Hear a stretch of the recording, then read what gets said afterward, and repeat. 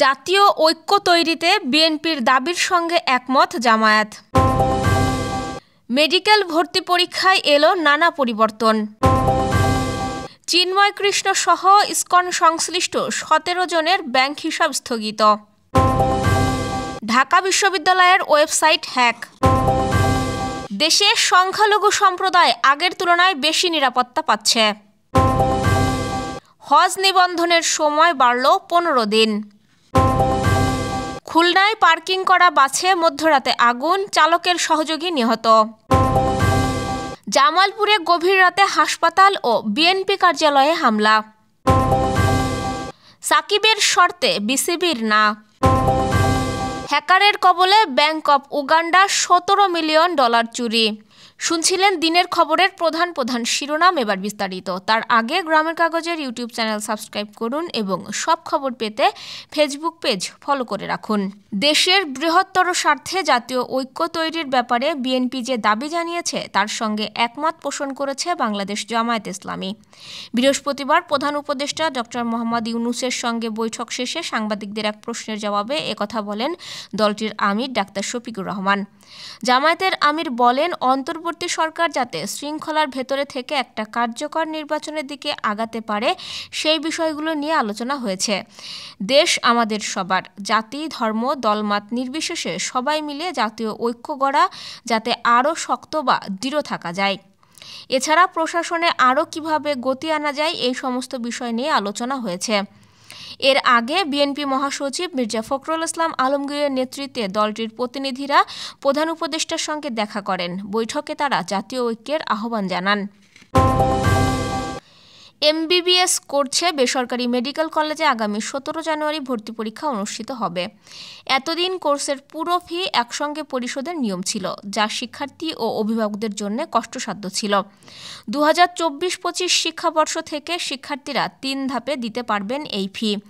এর মধ্যে ভর্তির সময় 60%, প্রথম প্রফেশনাল পরীক্ষার আগে 20% আর বাকি 20% তৃতীয় প্রফেশনাল পরীক্ষার আগে দিতে পারবেন। সরকারি ও বেসরকারি মেডিকেল কলেজে নতুন ভর্তিচ্ছুদের জন্য নীতিমালায় আরও বেশ কিছু পরিবর্তন আনা হয়েছে। এবার 300 নম্বরের পরিবর্তে 200 নম্বরের ভর্তি পরীক্ষা অনুষ্ঠিত হবে। স্বাস্থ্য শিক্ষা অধিদপ্তরের অতিরিক্ত মহাপরিচালক রুবিনা ইয়াসমিন জানান, এবার ইনস্টলমেন্টের মাধ্যমে বেসরকারি মেডিকেল কলেজের ফি দিতে পারবে শিক্ষার্থীরা। এটা তাদের জন্য একটা বড় স্বস্তির জায়গা।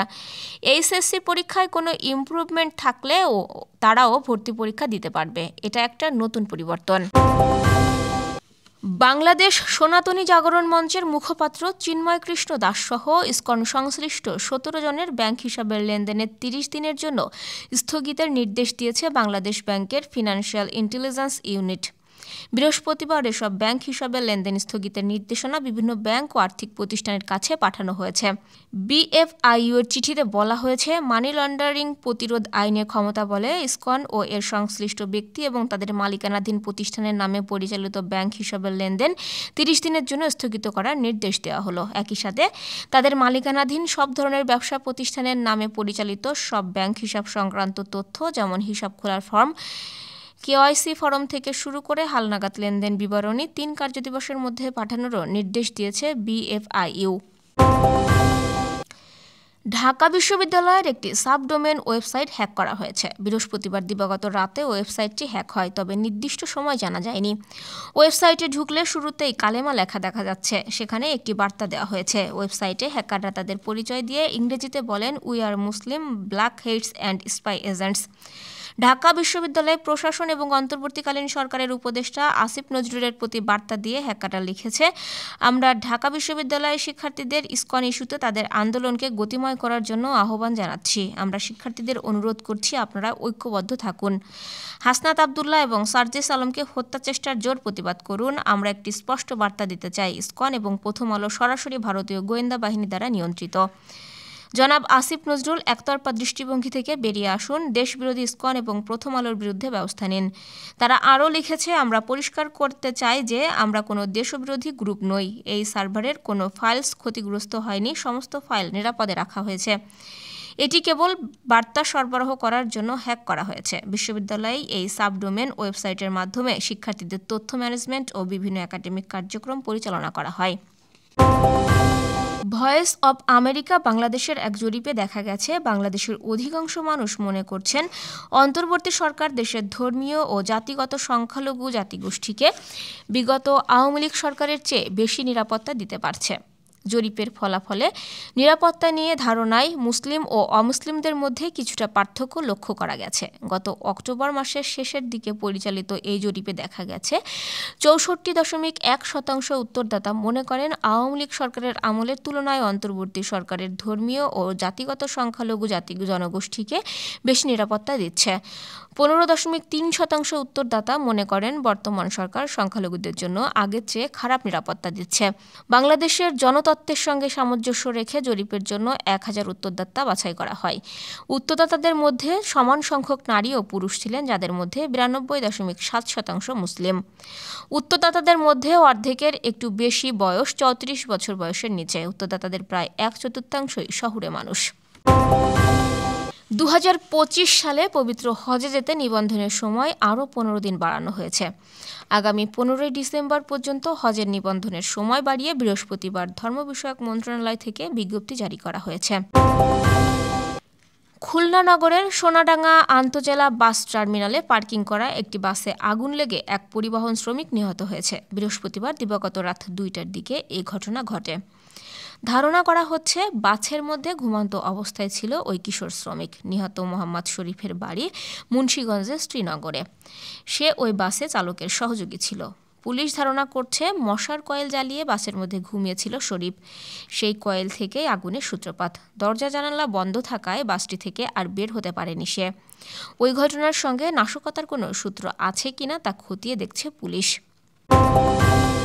জামালপুরে গভীর রাতে একটি বেসরকারি হাসপাতাল ও জেলা বিএনপির কার্যালয়ে হামলা চালানোর অভিযোগ উঠেছে। বৃহস্পতিবার রাত 12:30টার দিকে একদল দুর্বৃত্ত মাইক্রোবাস ও কয়েকটি মোটরসাইকেল নিয়ে শহরের সর্দারপাড়ায় এম এ রশিদ হাসপাতালে ঢুকে ব্যাপক ভাঙচুর চালায় ও কর্মচারীদের মারধর করে। এতে আহত হয়েছেন 4 জন। খবর পেয়ে পুলিশ, সেনাবাহিনী ও জেলা বিএনপি নেতারা ঘটনাস্থল পরিদর্শন করেন। জামালপুর থানার ভারপ্রাপ্ত কর্মকর্তা ফয়সাল মোহাম্মদ আতিক জানান, দুর্বৃত্তদের শনাক্ত করার ও ধরার চেষ্টা চলছে। বিসিবির সঙ্গে দর কষাকষি করেও সফল হতে পারেননি সাকিব আল হাসান। দেশে খেলার স্বাধীনতা, ব্যাংক অ্যাকাউন্ট উন্মুক্ত করে দেওয়া এবং দেশে ফেরা ও বিদেশে যাওয়ার নিশ্চয়তা চান তিনি। এই 3টি বিষয়ে অনুমোদন পেতে সরকারকে রাজি করাতে বিসিবিকে অনুরোধ করেছিলেন। কিন্তু বিসিবি কোনো সমাধান দিতে না পারায় ওয়েস্ট ইন্ডিজের বিপক্ষেও ওয়ানডে সিরিজ খেলা হচ্ছে না বাঁহাতি অলরাউন্ডারের। তাকে ছাড়াই স্কোয়াড অনুমোদন করেছে বিসিবি সভাপতি। এতে পরিষ্কার হয়ে গেছে সাকিবের আন্তর্জাতিক ক্যারিয়ার শেষ। উগান্ডার কেন্দ্রীয় ব্যাংক থেকে প্রায় $17 মিলিয়ন চুরি করেছে হ্যাকাররা। দেশটির রাষ্ট্র মালিকানাধীন সংবাদপত্র নিউ ভিশনের বরাতের আন্তর্জাতিক সংবাদ মাধ্যম রয়টার্স তাদের এক প্রতিবেদনে এই খবর জানিয়েছে। প্রতিবেদনে বলা হয়, হ্যাকাররা নিজেদের ওয়েস্ট বা আবর্জনা নামে অভিহিত করেছে। তারা ব্যাংক অব উগান্ডার তথ্য প্রযুক্তি ব্যবস্থায় ঢুকে অবৈধভাবে $16.8 মিলিয়ন বা 62 বিলিয়ন উগান্ডার শিলিং ট্রান্সফার করে। সংবাদপত্রের খবরে বলা হয়, এই হ্যাকার গোষ্ঠীটি দক্ষিণ পূর্ব এশিয়া ভিত্তিক। ব্যাংকের নাম প্রকাশে অনিচ্ছুক সূত্রের বরাতে নিউ ভিশন জানায়, চুরি করা অর্থ জাপান ও ইংল্যান্ডে পাঠানো হয়েছে। তবে চুরি যাওয়া অর্থের অর্ধেক কেন্দ্রীয় ব্যাংক হ্যাকারদের কাছ থেকে সফলভাবে উদ্ধার করতে সমর্থ হয়েছে। এই ছিল দুপুরের আয়োজন। সাথে থাকার জন্য ধন্যবাদ।